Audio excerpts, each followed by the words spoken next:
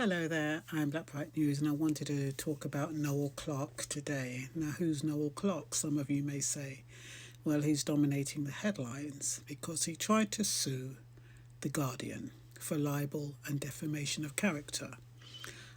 Apparently, it was thrown out. It's very difficult to prove sexual assault, especially when you're dealing with situations that change over time, and also the impact of what you can get away with when you're famous, as opposed to when that fame has now kind of diluted. We saw it in Jimmy Savile, we saw it in, what's his name? Benny Hill, where, you know, things were raised a long time after they actually happened. So, what is the situation with Noel Clarke?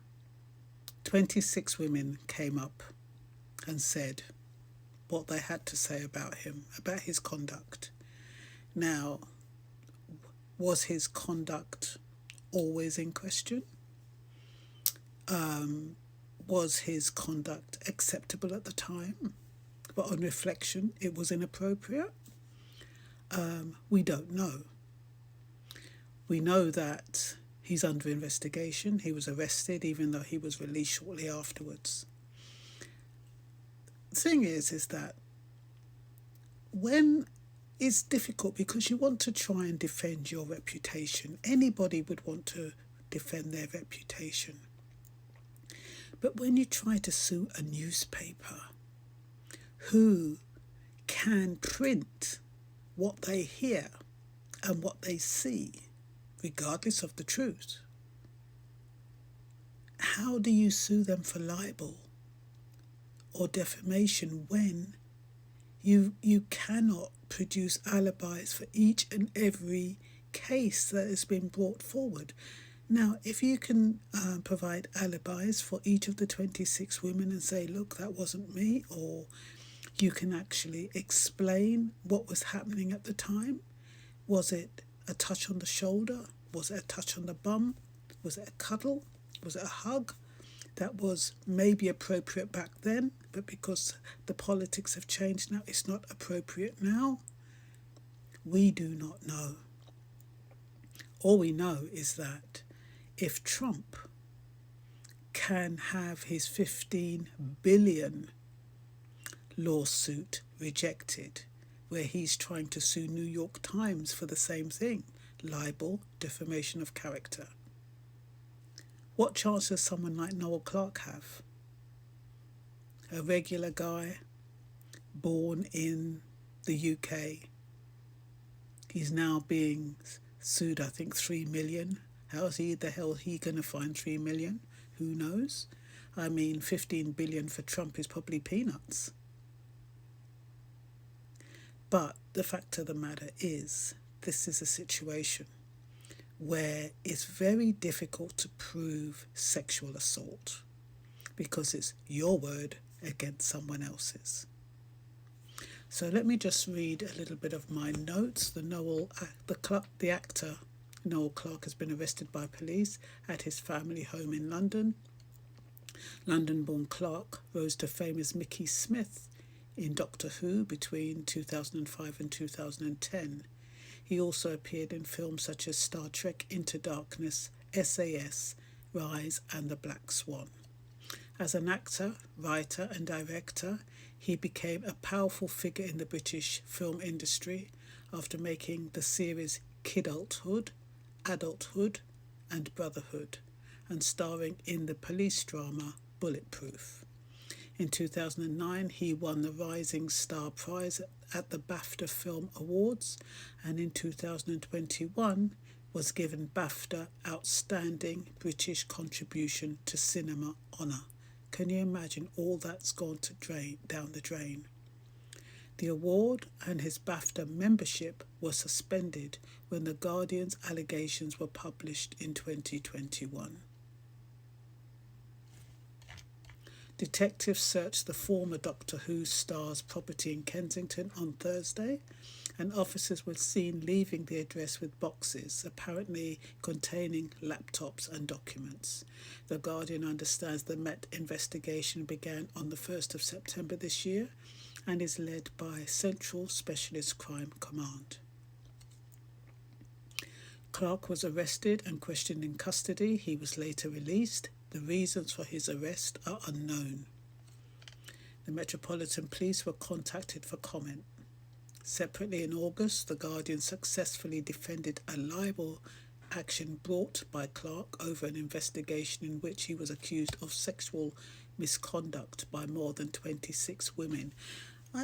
Sometimes I wonder, I don't know if it's true or it's not true, but what I do know to be true is that when people reach a certain celebrity status, it's almost like they feel as though they're immune. Because even when I watch some of those programs like Love Island, Celebrity Big Brother, whatever they are, their behaviour is actually inappropriate. But because they're in a show and because they're on television and because they're in the public eye, it goes unchallenged. And I think this is probably a similar situation where when you're famous, a lot of behaviours go unchallenged, and it's only down the road when you're caught with your pants down, everything comes on top of you at the same time. So, like I said, what people can get away with when they're famous, a touch of the waist, a pat on the bum, a kiss on the cheek, a tug, a playful hug, suggestive language, can come to bite them on the bum when they become ordinary citizens. Mrs. Justin Stein, it doesn't help that a female is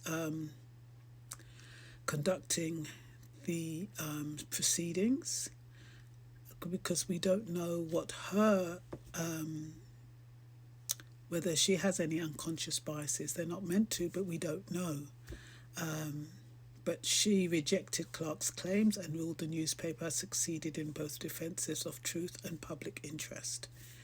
And so I don't know what he was thinking, to think he could sue the Guardian.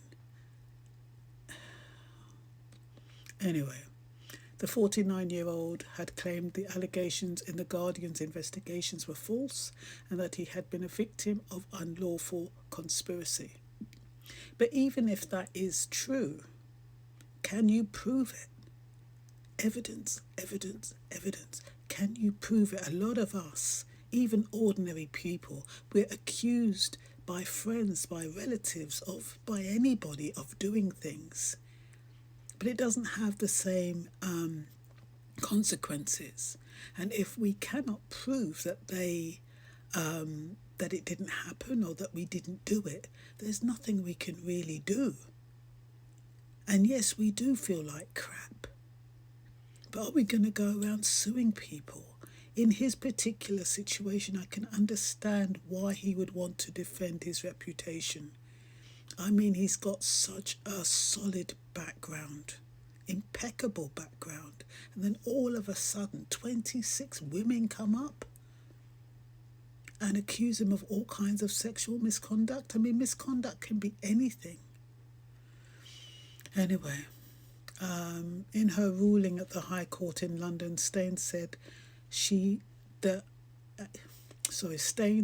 accepted some of Clarke's evidence, but overall, I find that he was not a credible or reliable witness, which means he didn't present himself well.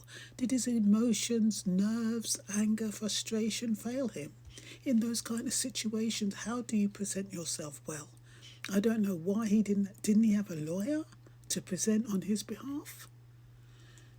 She said his general pattern was of only being prepared to admit that which was established by documentary evidence, which he had carefully studied, and even then only to the minimum extent shown.